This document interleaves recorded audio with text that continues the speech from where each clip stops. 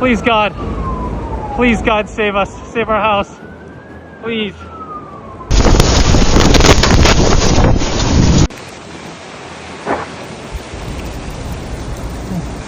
Bye.